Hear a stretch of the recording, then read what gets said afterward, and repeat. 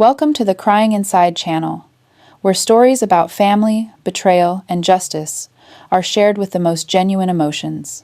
If this is your first time here, please subscribe to become part of a community that believes sharing pain is also a way to find healing. Don't forget to like this video and leave a comment telling me where you're watching from, because your voice truly matters. Family can be the foundation that lifts us higher than ever before. But sometimes, those closest to us are the ones who push us down to the depths of pain. Family stories are never simple. They weave together love, loss, loyalty, and sometimes betrayal. This is not just an ordinary story. It's a reminder that life can change in just a moment. 1 minute you're surrounded by love, and the next, everything you once trusted disappears. Pain doesn't just come from losing a loved one, but also from the cruelty of those still alive. Today, I want to share with you a journey that started with an irreplaceable loss, but ended in a way no one expected. A story of pain, resilience, and justice that life brought forth. Because family can lift you up, but it can also bring you down. And this is my story. The day after my son's funeral, while the white wreaths hadn't yet wilted, I heard words no mother could ever imagine hearing. My daughter-in-law Vanessa stood straight at the doorstep, looking at me with cold eyes. Her voice was clear and firm, as if she wanted every neighbor around to hear.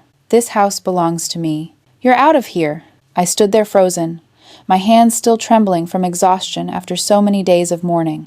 In my entire life, I had never seen anyone so cruel. Daniel, my son, had just been laid to rest less than 24 hours ago.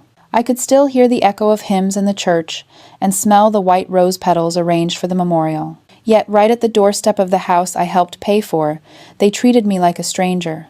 I tried to stay calm. "Vanessa," I whispered, my voice nearly choking up. "This is Daniel's home too." I gave them all the money from selling the old apartment, $50,000, so they could have this home. "Have you forgotten that already?" Vanessa crossed her arms, her lips curling into a cold smile. "Daniel is gone, and all the papers are in his name. By law, everything belongs to me now.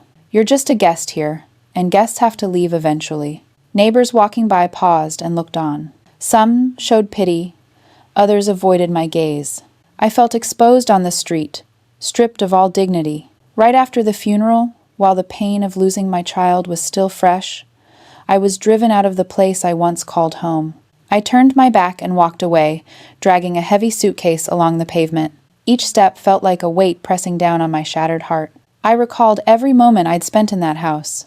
The evenings I cooked while Daniel worked late. The holidays when I made pumpkin pies for the whole family. It all suddenly felt meaningless because of a cruel word. That night, I sat in a small rented room on the outskirts of Tacoma. Neon lights flickered on the peeling walls. The sharp smell of disinfectant hung in the air. I stared at 4 suitcases, packed with clothes and a few cherished photos. 68 years of life, now condensed into a few cheap bags. I wondered how I could keep going after losing both my child and my home. Tears kept falling. But amid the despair, a quiet question stirred inside me. Why was Vanessa so eager to kick me out? Why couldn't she wait a few more weeks? A few more months? I remembered her eyes at the funeral, not just sad, but something calculating. A few days later, the phone rang. The voice on the other end was deep, warm, and serious. "Is this Mrs. Margaret Hayes? I am Jonathan Miller, Daniel's lawyer. I'm calling to inform you that his will has been finalized. You are listed as an heir and are requested to come to my office next Tuesday afternoon at 2 o'clock. I sat up straight, my heart pounding. Me? I'm named in the will? But Vanessa said Daniel left nothing for me. That lie now shattered. My son, even in death, hadn't completely abandoned me. That day, I put on my old coat and walked into the lawyer's office in downtown Seattle. Vanessa was there, dressed elegantly, sitting beside her brother Marcus. Her eyes flicked over to me, full of contempt. She whispered loud enough for me to hear. "What's she doing here?" The secretary replied calmly. She was invited, as per the will's request. The air in the waiting room suddenly thickened.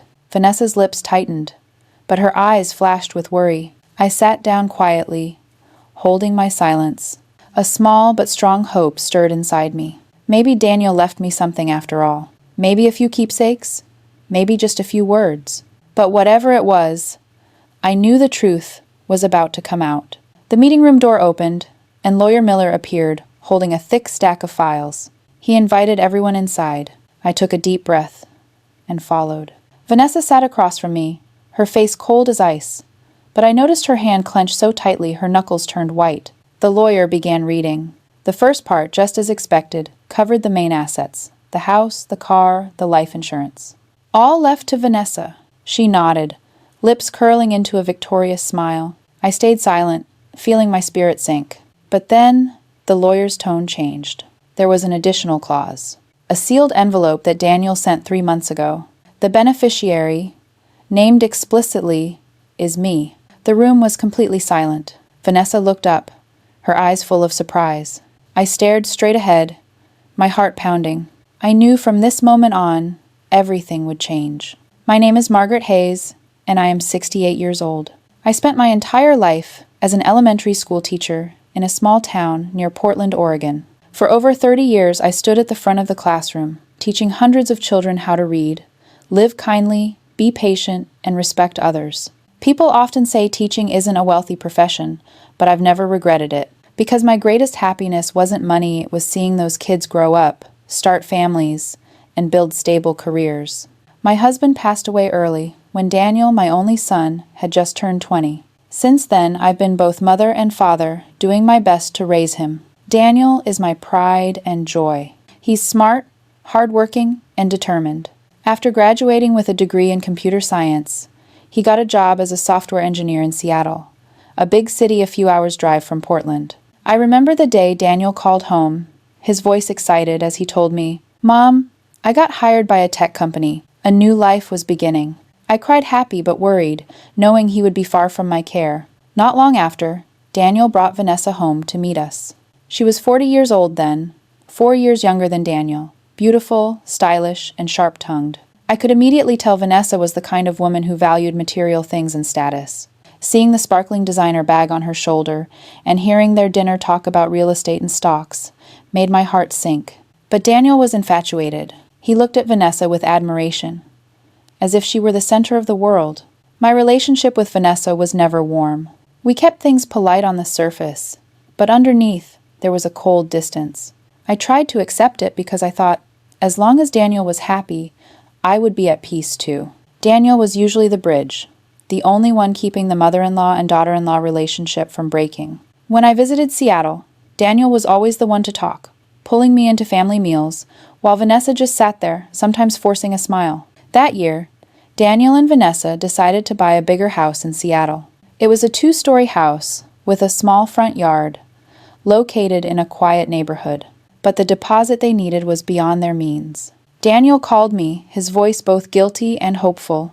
"Mom, I know this is a big deal, but can you help us? I promise to pay back every cent." I thought about it for many nights. The small apartment I live in Portland is where my husband and I built our life, where Daniel grew up. But seeing my son's dream, I couldn't bring myself to say no. I sold that apartment, gathered everything, and gave Daniel $50,000. That was all my lifetime savings. I trusted my son to keep his word, and I believed I would at least still have a place in the new house. At first, everything seemed fine. I cooked, cleaned, and took care of every meal. Daniel was grateful, but Vanessa was different. She saw my presence as a burden, an intrusion into her territory. Her attitude grew colder, and I often caught her irritated glances when I was washing dishes or folding clothes. Daniel tried to mediate. He would often put his arm around me and whisper, "Mom, don't mind it. Vanessa is just a bit stressed." But I knew that distance wasn't accidental. The mother-in-law and daughter-in-law relationship, already cold, grew even tenser, and I clung only to my son's love to endure it. I never imagined Daniel would leave us so soon. One morning, the bad news hit. A sudden heart attack took my son at the age of 44. My world collapsed in an instant. I lost my only support, and the only bridge between Vanessa and me was gone forever. Since Daniel passed away, the distance between my daughter-in-law and me has turned into an unbridgeable chasm. Vanessa no longer felt the need to pretend to be polite. She showed indifference, coldness, even contempt. Then, like a fatal blow, right after the funeral, she stood at the door and pushed me out onto the street, treating me like a complete stranger. In that moment, I realized that the relationship, which had only been held together by Daniel's presence, was now completely broken.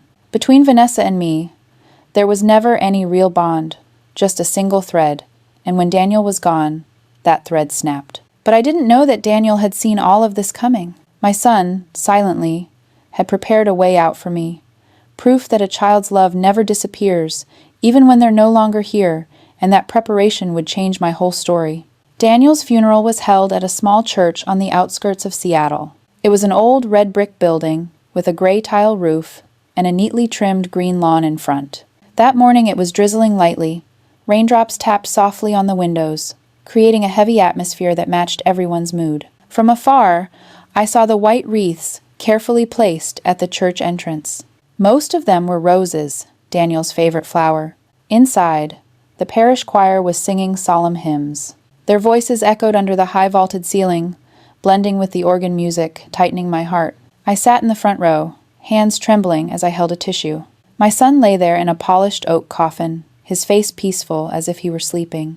I tried not to break down crying because I knew a funeral called for dignity, but my throat tightened with waves of grief. Family, friends, neighbors, and Daniel's colleagues came one by one to offer condolences. They shook my hand, gave gentle hugs, and whispered words of comfort. In America, people often show respect and sympathy through brief but warm hugs. I knew everyone truly mourned Daniel's loss. He was a kind, hard-working man who always helped others. When it was time for the eulogy, I stepped up to the podium, my voice trembling.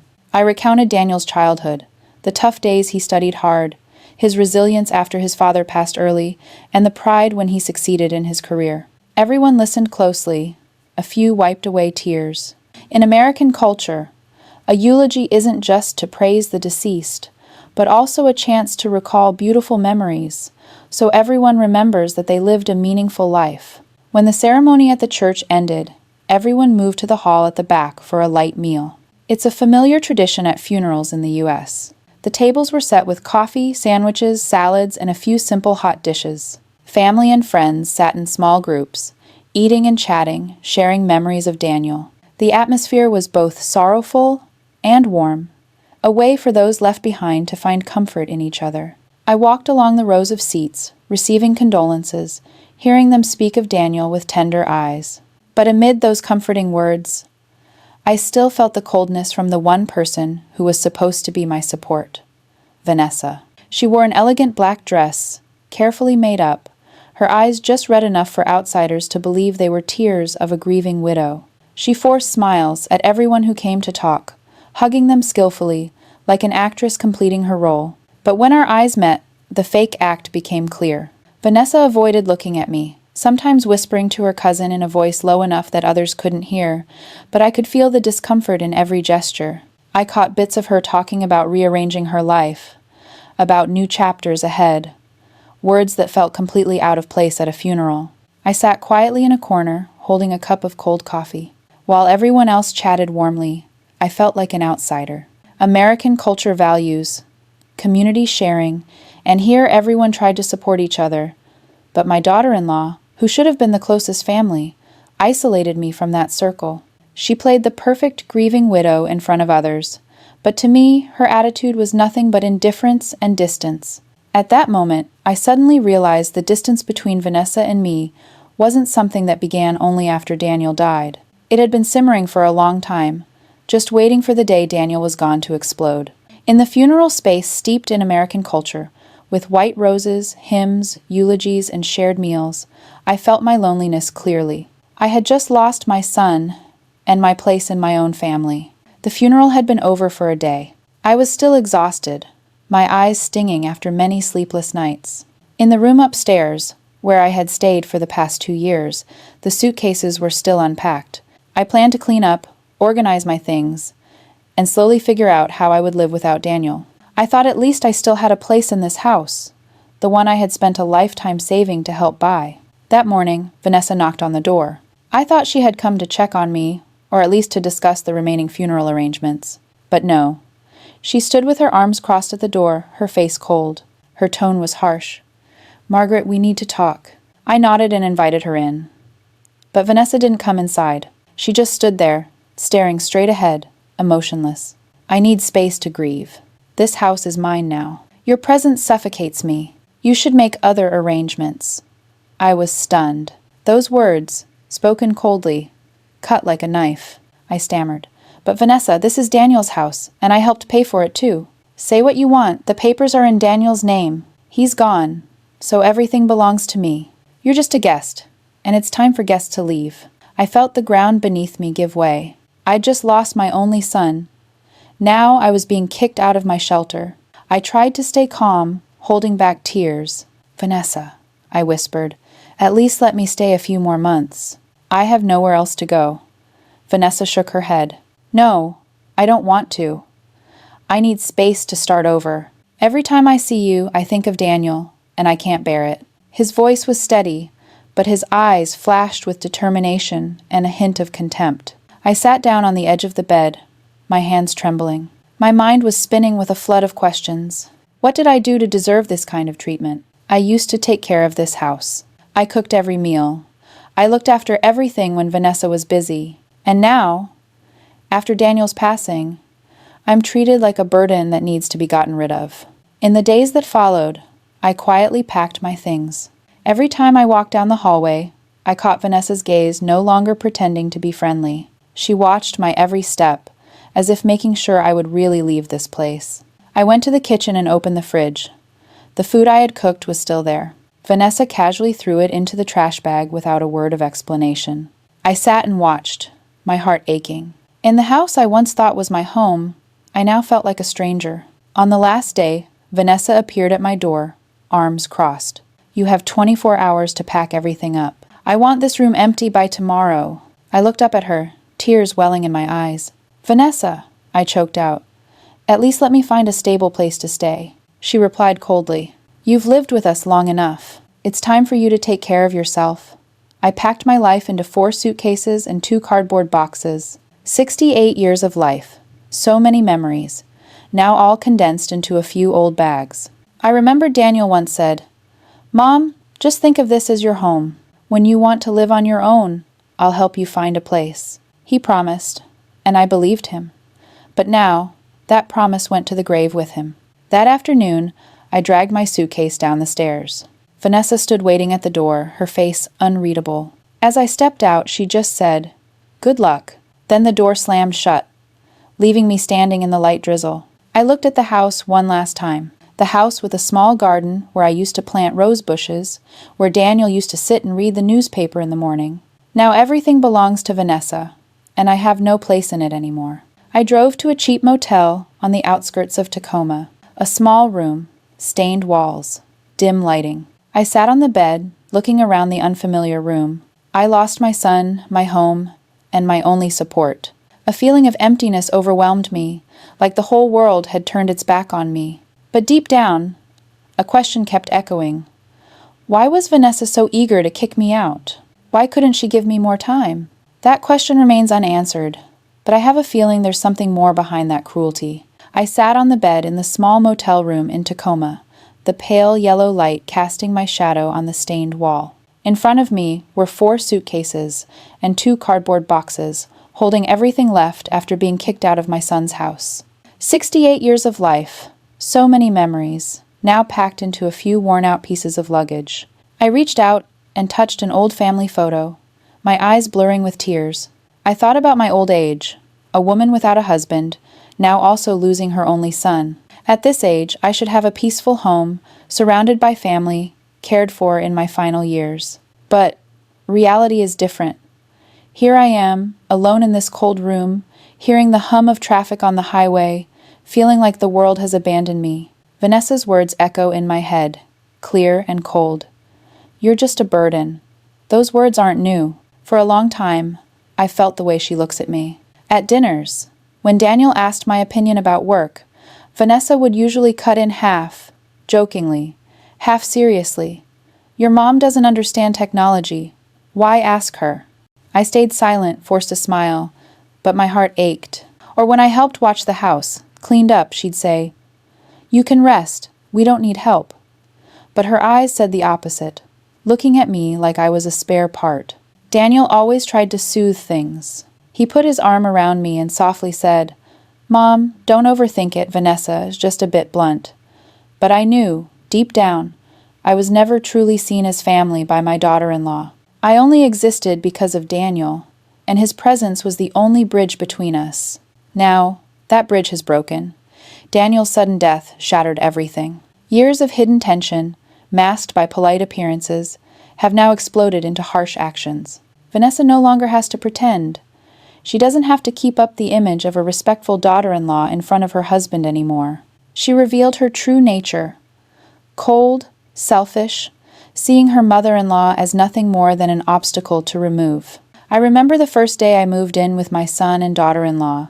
Back then, I thought I could be helpful. I cooked, did laundry, and planted flowers in the garden. I wanted their new home to truly be a warm, welcoming place. But gradually, I noticed family photos with me in them, disappearing from the frames. They were replaced by wedding photos and travel pictures of Daniel and Vanessa. I stayed silent, thinking maybe they just wanted to decorate in their own way. But deep down, I knew it was a way to erase my presence. Now, that erasure was no longer subtle. It turned into an order, right after the funeral, without any pity. In a cheap rented room, I struggled with feelings of grief and humiliation. I lost my son, but before I could even mourn, I suffered another emotional wound from the very person who once called me Mom. Every time I looked at the 4 suitcases in the corner, my heart felt like it was being crushed. I wondered what the rest of my life would be like. How would I live on a small pension and dwindling savings? At night, I lay on the stiff bed, listening to the wind howl outside the window. I missed Daniel so deeply. I missed his smile and the way he would hold me every time he came back to Portland to visit. In that moment, I wished he were still here, because as long as he existed, I would never be abandoned. But life is cruel. I have to face the truth that I am all alone now. My daughter-in-law no longer needs me. She even sees me as an obstacle. The shadow of a cold relationship over the years has become a bitter reality. And I, an old mother, have nowhere else to go except this sad little room. In the darkness, I clench my hands tightly, trying to hold on to a small bit of hope. I tell myself, maybe somewhere Daniel can still see this. My son, if he truly loves me, surely he won't let me be buried in this injustice. I don't know how, but a vague feeling tells me that the days ahead won't end here. On Saturday morning, I sat in the small rented room, pale sunlight filtering through the thin curtain, falling on the old wooden table. In front of me was a cheap cup of coffee, bought from the vending machine in the lobby. The bitter taste was nothing like the hot coffee Daniel used to make for me every time I visited. I slowly took a sip, my heart filled with emptiness. Suddenly, the phone rang. An unknown number from Seattle showed on the screen. I hesitated for a few seconds before answering. A calm, deep, male voice came through. "Hello, is this Mrs. Margaret Hayes? I am Jonathan Miller, the attorney handling your son Daniel Hayes' legal matters." My heart suddenly raced. "Yes, this is she," I answered shakily. "I want to inform you that Daniel's will has been officially notarized. In the will, you are named as one of the beneficiaries. Therefore, your presence at the will reading next Tuesday is mandatory. It will take place at 2 p.m. at my office in downtown Seattle." I was stunned, gripping the phone tightly.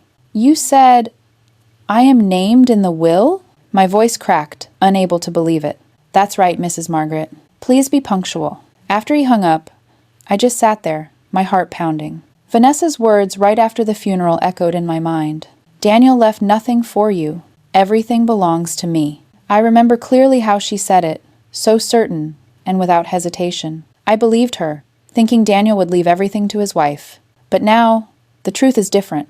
Daniel left a part of his will for me. I pressed my hands to my face, tears streaming down, not because of money or property, but because my son still remembered his mother. He didn't abandon me, even in his final moments. A faint hope lit up in the long darkness. Maybe Daniel prepared something for me, something small, but enough to prove that his love for his mother never died. That whole day, I lived in confusion, mixed with anticipation. I recalled every little thing Daniel had done over the years. Sometimes he asked about my finances, my retirement, then suggested I save up, just in case.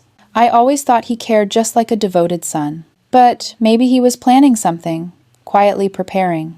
That evening, I sat down to write in my journal. The shaky words on the old paper captured my feelings. Vanessa lied to me. My son never abandoned me. The truth will soon come out.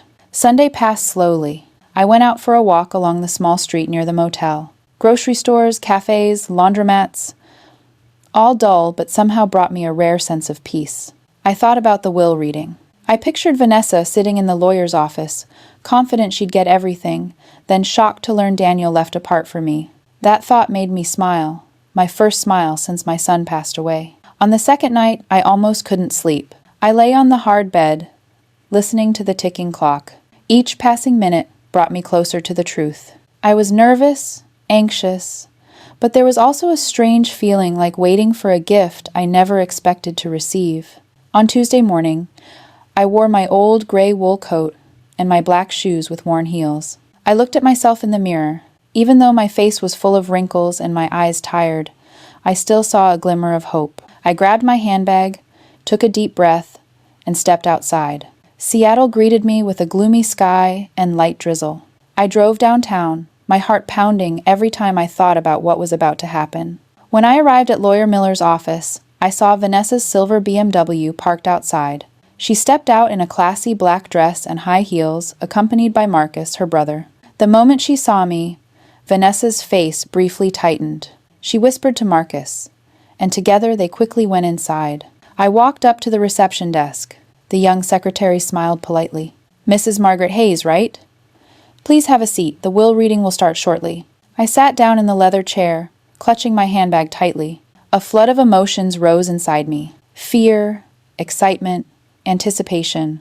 I knew this moment would be a turning point, and I believed that whatever was revealed, it was the truth Daniel wanted me to know. That's what kept me sitting there, facing his calculating daughter-in-law and brother, waiting for the office door to open and lead me into the place that would change everything. Lawyer Miller's office was on the 10th floor of a tall glass building in downtown Seattle. When I stepped inside, I was overwhelmed by the luxury. The hallway was carpeted in deep blue, modern paintings hung neatly on the walls, and soft yellow lighting made the space warm yet formal. The scent of polished wood and roasted coffee lingered in the air. Vanessa was already seated in the waiting room, legs crossed, her golden hair meticulously styled. Next to her was Marcus, her older brother, wearing a dark gray suit, holding a notebook. When I walked in, Vanessa glanced over, her lips curling into a smug smile. She tilted her chin, then whispered something to Marcus, making them both smirk faintly. I chose to sit down in the chair across from them, keeping a calm demeanor. Inside, a storm of emotions churned, but I didn't want to show it. I reminded myself, stay silent, be patient. Daniel had his reasons for including my name in the will, and the truth would soon come to light. The office door opened, and Mr. Jonathan Miller stepped out. He was a man in his 60s, neatly combed silver hair, wearing silver-rimmed glasses, with a calm, deep voice. He looked around, nodding greetings to everyone. "Please, let's get started." We entered a spacious room with a long oak table, stacked with thick files and sealed envelopes on top. A mountain landscape painting hung on the wall, but no one paid attention. The atmosphere was so heavy, I could hear the clock ticking loudly with each second. Vanessa sat upright on the right side of the table, Marcus beside her, pen ready to take notes. I sat across from them, hands folded, heart pounding but trying to keep a steady face.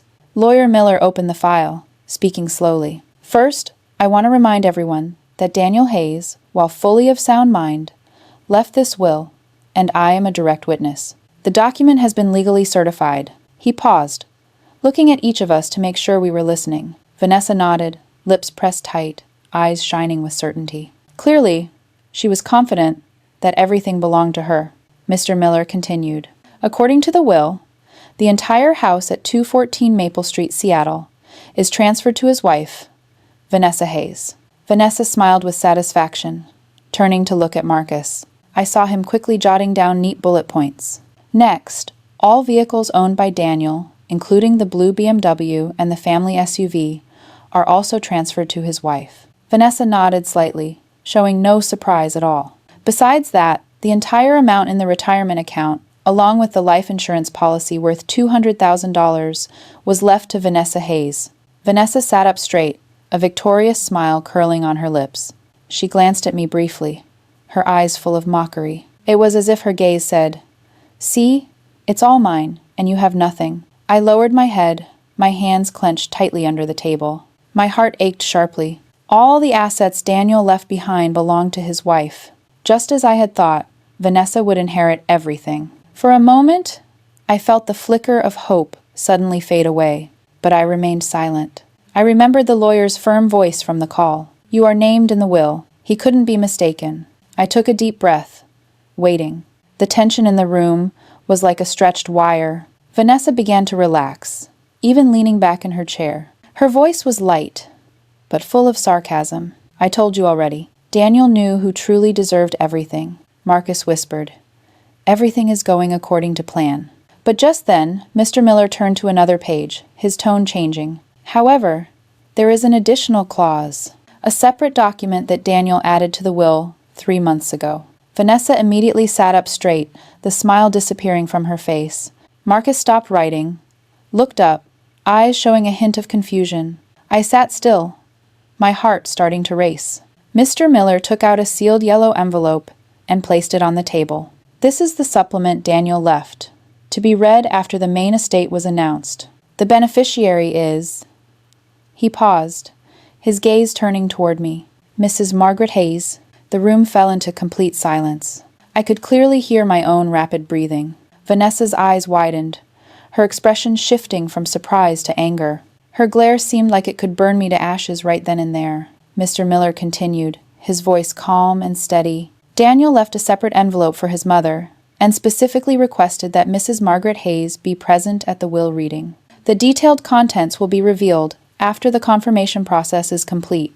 I sat silently, tears welling up at the corners of my eyes. Daniel, my son, even after he's gone, still hasn't forgotten me. A spark of hope inside me flared up into a warm flame. Vanessa's voice was sharp, unable to hide her anger. "What is this game? Daniel would never do that.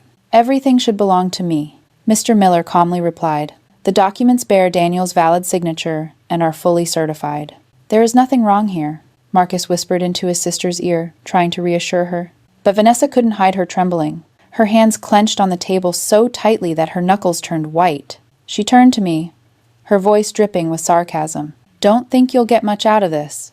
It's probably just a few keepsakes." I said nothing. I sat quietly, but inside, a new determination was rising. Even if it's just a letter, a small memento, I know Daniel remembered his mother, and that's enough for me to face every contemptuous look in this room. A tense atmosphere filled the entire office. I knew that from this moment on, the conflict between Vanessa and me was no longer just harsh words. It had turned into a true confrontation, and the ending could only be decided by the truth Daniel left behind. In the silent room, the sound of pages turning echoed sharply. Lawyer Miller continued reading steadily and clearly, like each word was a cut into the tense air. "The entire house in Seattle, under Daniel Hayes' name, is transferred to his wife, Vanessa Hayes." Vanessa leaned back in her chair slightly, lips curling into a victorious smile. I saw her glance quickly toward me, eyes full of mockery. Clearly, she wanted me to witness her leaving empty-handed. The blue BMW and the family SUV were also left to Vanessa Hayes. I bent down, hands clenched tightly, heart aching. Those were the assets Daniel had promised to save for the future, but now they all belonged to Vanessa. In addition, the entire life insurance policy worth $200,000, along with Daniel's retirement accounts, were also transferred to his wife. Vanessa nodded slightly, her eyes shining brightly. Her expression couldn't hide her sense of triumph. Marcus, the older brother sitting beside her, quickly jotted notes into a small notebook, occasionally smiling at his sister as if congratulating her. In that room, I felt like an outsider. Every glance, every document, every number leaned towards Vanessa. I quietly swallowed my bitterness, telling myself, if Daniel had decided this way, I had to accept it. But just as I was about to give up, Lawyer Miller paused. He adjusted his glasses, his voice deepening. However, there was still an additional clause Daniel had added to the will 3 months ago. The atmosphere in the room changed immediately. Vanessa sat up straight, her smile fading. Marcus frowned, his pen stopping on the page. As for me, my heart was pounding.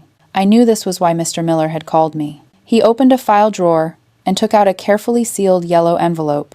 On the outside, Daniel's handwriting was clear. An addendum for my mother, Margaret Hayes. I held my breath, eyes wide, as if I had misheard everything. But no, it was all clear. Lawyer Miller carefully opened the envelope and took out a letter folded into thirds. He looked up at us before he began to read. According to my wishes, I, Daniel Hayes, leave to my mother, Mrs. Margaret Hayes, full ownership of safety deposit box, number 4521, at First National Bank, along with all documents and assets inside. I was stunned. A safety deposit box. I've never heard Daniel mention it. My heart raced, both confused and overwhelmed with emotion. My son, even in his final days, was still thinking of me, leaving something special just for Mom. Vanessa was stunned, then blurted out, "What bank safety deposit box? I've never heard Daniel talk about this." She turned to the lawyer, her voice sharp. "This must be a mistake." Mr. Miller replied calmly, "There's no mistake here. Daniel came to my office on the 15th of February to add this clause. I was there to witness and sign off on it myself." Marcus frowned, whispering softly, "It's probably just a few keepsakes. Don't make a big deal out of it." But clearly, Vanessa couldn't hide her anger. Her hands trembled, nails digging into the leather notebook in front of her.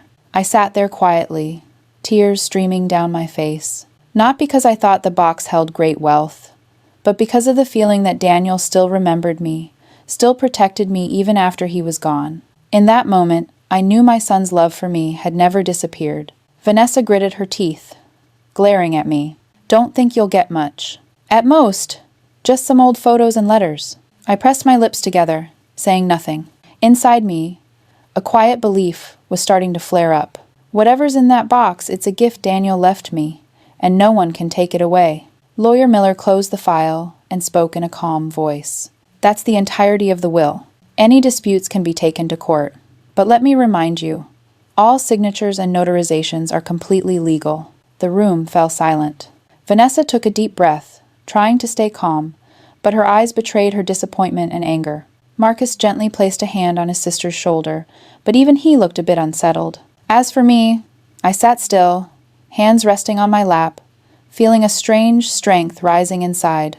I no longer felt small and lost. For the first time since Daniel passed away, I felt a ray of light shining through the dark shadows. A light from my own son, like a message telling me that I am not alone. Outside the window, the Seattle rain still drizzled, blurring the tall buildings. But inside me, something just sparked, chasing away the despair. I knew from now on, things wouldn't be the same. The air in the room suddenly thickened after Lawyer Miller finished reading the additional clause. I could hear my heart beat clearly, fast and pounding. Vanessa sat frozen for a few seconds, then suddenly jumped up, the chair screeching loudly against the wooden floor. "What? A safety deposit box for her?" Vanessa almost shouted, her voice breaking. "Daniel would never do that. This must be a mistake." Mr. Miller calmly adjusted his glasses, his voice steady. "I repeat, there is no mistake. I was the witness when Daniel added this clause. He came to the office on February 15th, fully lucid, signing in front of me and a legal secretary. The document was fully notarized." Vanessa turned to Marcus, panic in her voice. "Did you hear that? This is clearly a problem. There has to be a way to overturn this." Marcus frowned, but kept his tone calm. "Vanessa, stay calm. If there's a valid reason, we can appeal in court." "Court?" Lawyer Miller looked them straight in the eye, his gaze firm. "You absolutely have the right to file an objection. But I warn you, this clause is legally certified. The chance of winning is very low." Vanessa bit her lip until it bled, then suddenly pointed at me. "But I'm his wife. I'm the one who deserves it. Everything Daniel owned should belong to me. There's no way some useless old woman should take away what he left behind." I sat quietly, saying nothing, but my heart ached deeply. Those words felt like a knife twisting right into my heart. But then I took a deep breath and told myself to stay calm. This wasn't the time to break down in tears. Daniel had prepared me for this, and I had to hold on to that belief. Mr. Miller spoke firmly. "I'm sorry, but the will represents Daniel's final wishes. And according to those wishes, the safety deposit box belongs solely to Mrs. Margaret Hayes. No one else has the right to touch it." Vanessa trembled, her hands gripping the edge of the table tightly. Her face flushed with anger, her eyes shining with desperation. Marcus placed a hand on his sister's shoulder, trying to calm her down. But Vanessa shrugged him off and nearly shouted at the lawyer, "Do you think I'm just going to sit here and watch her take everything?" Mr. Miller remained unmoved. "I'm not thinking, I'm just doing my duty. I will give Mrs. Margaret the envelope containing the key and instructions Daniel left behind. The rest will be handled by the bank." He opened the desk drawer and took out a thick white envelope labeled Margaret Hayes Confidential. On the table, the envelope seemed to emit an invisible weight. Everyone's eyes were fixed on it. I hesitated as I reached out, my palms sweating. The moment my fingers touched the envelope, Vanessa suddenly lunged forward, trying to snatch it away. But Mr. Miller reacted quickly and blocked her hand. "Sorry, but I'm repeating myself. Only Mrs. Margaret has the right to receive it."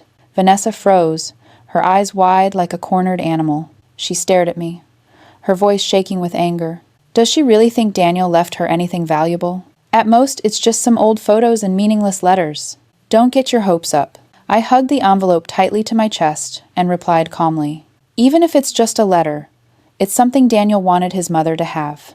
And that's enough." Vanessa gasped, but couldn't find any words to argue back. She turned away sharply, her shoulders trembling with rage. Marcus sighed softly, trying to pull his sister down to sit, but Vanessa pushed his hand away forcefully. Her face twisted with anger, but also showed clear helplessness. Mr. Miller looked at me kindly and said, "Mrs. Margaret, inside this envelope are the safety deposit box key and the instructions. The First National Bank will require your death certificate and ID. After the paperwork is completed, they will allow you to open the box. I advise you to go there within the next few days, as Daniel wished." I nodded, gripping the envelope tighter. A feeling both heavy and warm rose inside me. Heavy because of the burden of this secret, warm because I knew my son never forgot his mother. Suddenly, Vanessa let out a bitter laugh that echoed through the room. How ridiculous. A safety deposit box? Daniel kept secrets from me? That can't be true. Mr. Miller replied calmly. "You're entitled to think that. But the truth is Daniel did, and the documents here prove it." Vanessa was speechless. She stared at me with eyes full of hatred. I understood. From this moment on, she and I were no longer family. We were two opponents, and that safety deposit box was an unbreakable boundary. The room remained tense and silent until Mr. Miller closed the file. I'd like to conclude the reading of the will here. Once again, my condolences to the family. He stood up, signaling that it was over. I slowly rose, clutching the envelope like it was a treasure. Vanessa sat there still, her eyes red and her breath heavy. Marcus placed his hand on his sister's shoulder, whispering something, but I knew her heart was burning with an anger that couldn't be extinguished. I stepped out of the room, the door closing softly behind me. In the hallway, sunlight poured through the glass window, brighter than ever. I took a deep breath, holding the envelope tight against my chest. Inside me, a familiar voice echoed. My son, Daniel, was still with me. I knew the road ahead would be full of challenges. Vanessa certainly wasn't finished yet, but at least now, I had something to hold on to, a belief that a mother's love still exists even when death separates us. And the key in my hand was the beginning of the truth Daniel wanted me to discover. 3 days after the will reading, I was at the main branch of First National Bank in downtown Seattle. The glass skyscraper gleamed in the morning sun, the automatic revolving door opening with a soft whoosh. I walked in, clutching the envelope given by Lawyer Miller, my heart full of mixed emotions. Inside was a small silver steel key, along with a detailed instruction booklet on how to open the safety deposit box. The bank manager, Mrs. Peterson, greeted me with a calm smile. I was led into a private room where thick steel doors led down to the vault. When my key matched the bank's lock, a long, heavy box was pulled out from the compartment. My heart pounded and my hands trembled as Mrs. Peterson placed the box on the table in the private room and softly said, "Please make yourself comfortable. I'll wait outside." The door closed, leaving me alone with the box. The cold, white fluorescent light shone down on the gray metal surface. I placed my hand on the lid, took a deep breath, and slowly opened it. The first thing I saw was a large envelope with familiar handwriting on it. "For Mom?" My eyes blurred with tears the moment I saw Daniel's handwriting. My hands trembled as I opened the envelope and pulled out a neatly folded letter. "Dear Mom, and you've probably seen Vanessa's true colors. I knew this would happen because I've lived with her coldness and scheming for years. I'm not writing this to bring more sadness, but to let you know I never abandoned you. 6 years ago, when you sold the old apartment and gave me $50,000 as a down payment on a house, you called it a gift. But I know it was your lifetime of savings. I didn't see it as a gift, but as a debt I needed to repay. I invested that money bit by bit, adding my own savings. Now, that amount has grown to $210,000, all in your name. You don't have to worry about your old age anymore. I want you to have a real home of your own, where no one can chase you away. Besides the money, I left you some documents. You'll find printed emails, messages, and bank statements. All of them prove that Vanessa has disrespected you for years, manipulating finances and spending recklessly. I collected these not for revenge, but in case the truth needs to be revealed. Mom, please live the rest of your life in peace. I always believed that one day the truth would make the liars bow their heads. And you, who sacrificed everything for me, deserve to hold your head high. Your son, Daniel. I collapsed onto the table, tears streaming endlessly, each word whispered like Daniel's voice from afar, comforting me, lifting me up. My son, even though he's no longer here, still worrying about every little detail for me. As my tears began to dry, I looked inside the box. A thick file was neatly organized, divided into sections. I opened it, each page revealing the truth. Investment statements with detailed numbers. Tech stocks, bonds, investment funds. The final total number stunned me. Lambai Isher, Lingmayan, all listed me as the beneficiary. I nervously put the stack of papers down and opened another document. Inside were printed emails and screenshots of messages.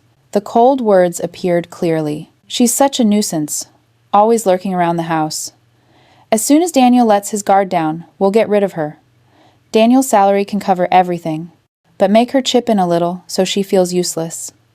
I read every line, my hands clenched tightly. Every single word was undeniable proof of what Vanessa had done.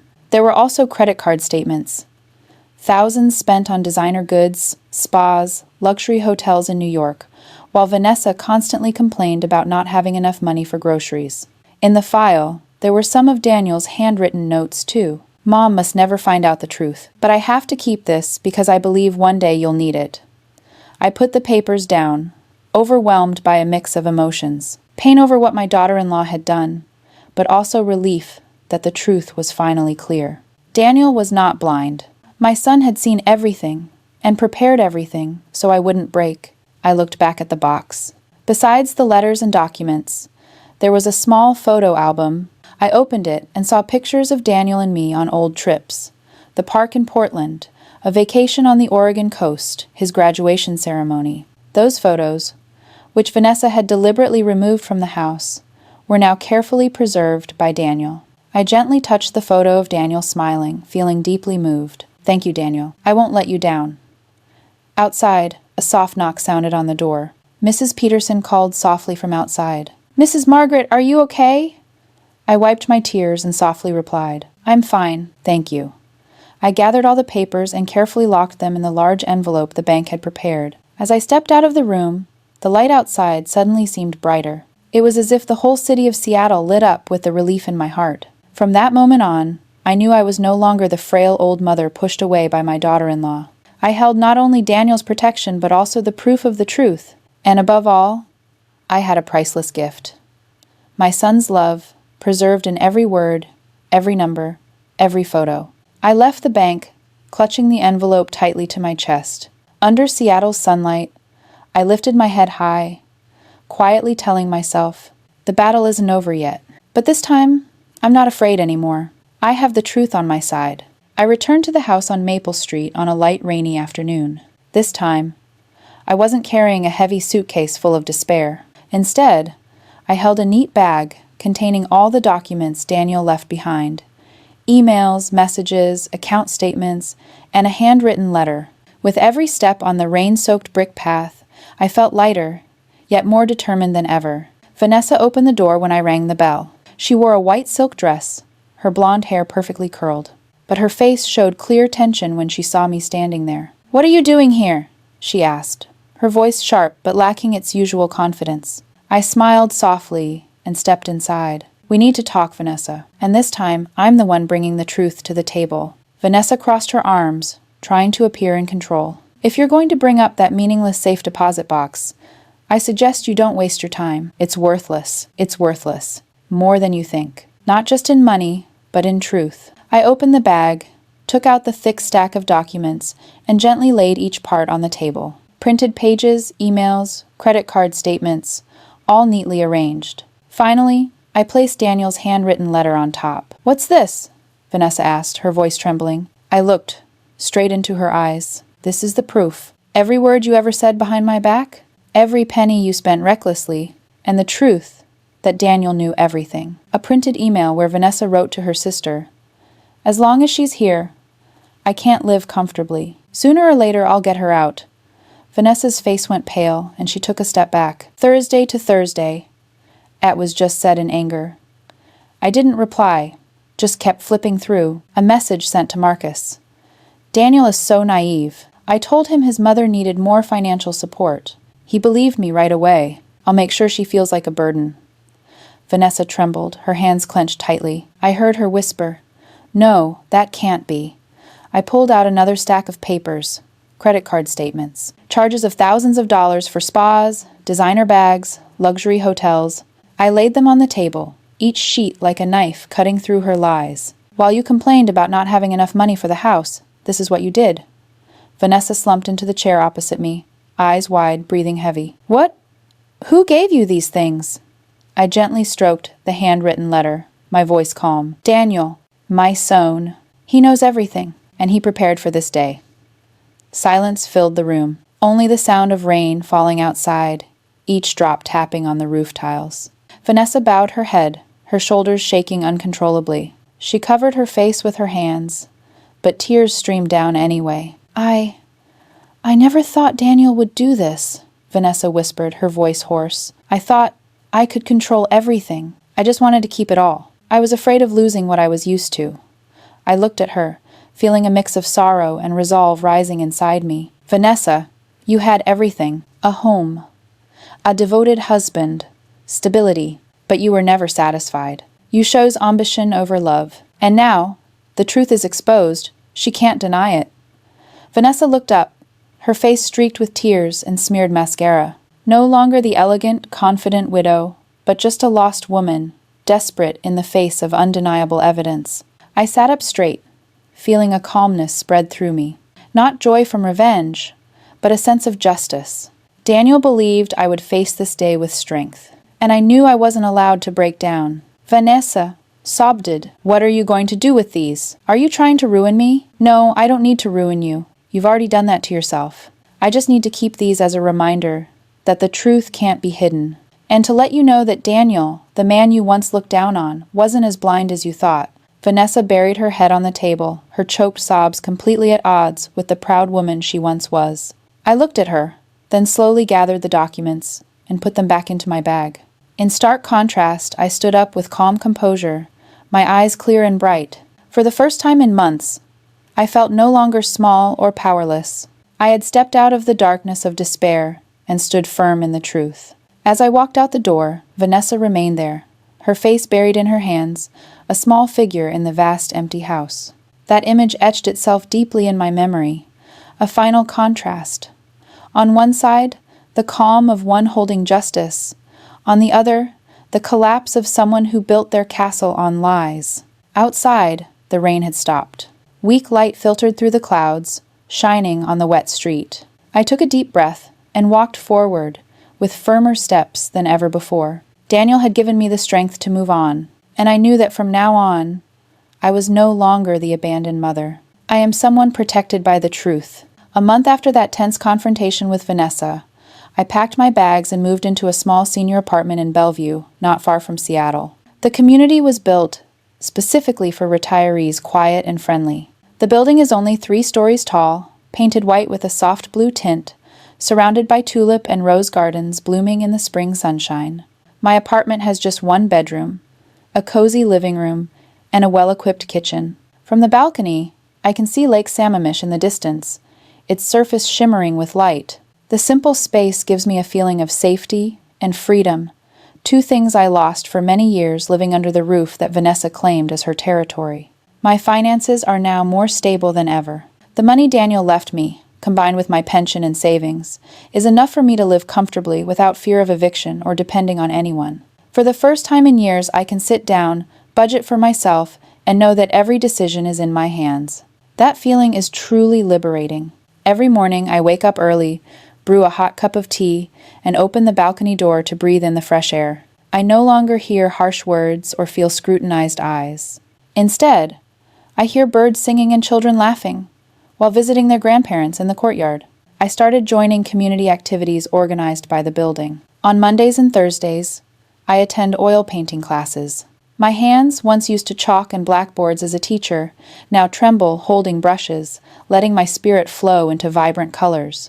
I paint roses, paint Daniel's portrait from an old photo, and paint the lake view I see every morning. Each painting feels like therapy, helping me gradually break free from the darkness of loss. On Wednesdays, I join a book club.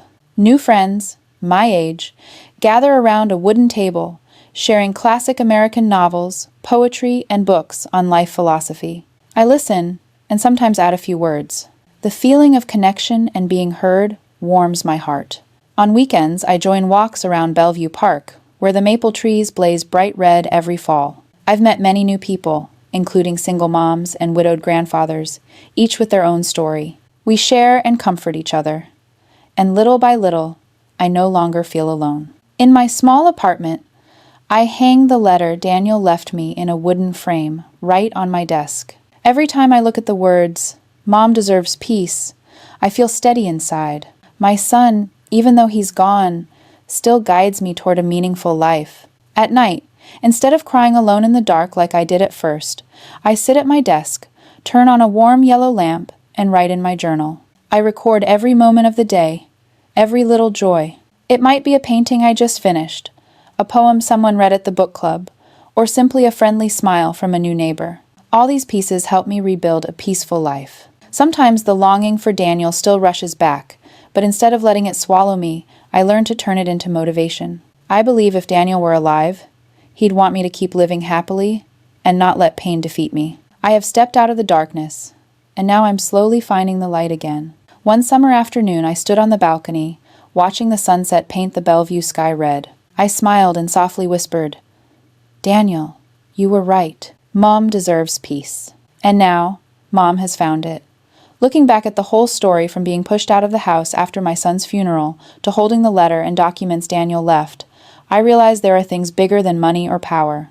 Those are love, justice, and the belief that truth will always find a way to be heard. The greatest secret of love is protecting each other, even beyond life. What he prepared quietly for years became a shield that helped me stand firm against my daughter-in-law's cruelty. It proves that true love never dies. It transforms into another form and sometimes becomes a greater strength than a person's presence. Greed and cruelty might help you win temporarily, but justice will speak up. Vanessa thought she had it all: the house, the assets, and control. She smiled triumphantly when the lawyer announced that most of the estate belonged to her. But what she didn't know was that Daniel saw through it all and left a path for the truth to be revealed. When greed blinds the heart, one might win for a moment, but will collapse when the truth comes out. And the truth always finds a way to shine on its own. From the shadows, I stepped into the light not just because of the money Daniel left, but because of the belief that justice always exists. It may be slow, it may be painful, but in the end, falsehoods will be stripped away, and what's true will be recognized. My story isn't just about loss and betrayal, but about resilience. When I was seen as a burden, I chose to stand firm. When I was pushed away, I found my place. And when facing the truth, I learned that the greatest strength isn't revenge, but holding on to dignity and faith in love. Thank you for sticking with me until the end of today's story. I know these past 40 minutes weren't just my journey, but might have touched some hidden places in everyone's heart. Because family, with all its love and conflicts, is always a place that can lift us up, but sometimes also bring us down. If you found this story meaningful, please hit subscribe to support the Crying Inside channel. Don't forget to like and share the video so more people can listen and find empathy. Every follow and every comment from you is the motivation for me to keep sharing heartfelt, genuine stories. Remember, sometimes pain is the beginning of a new strength. Sometimes loss isn't the end, but the way life pushes us to turn a new page. And most importantly, true love, whether from parents, children, or anyone, always exists, always protects, even when we feel most alone. Family can knock you down, but it can also give you the strength to stand back up.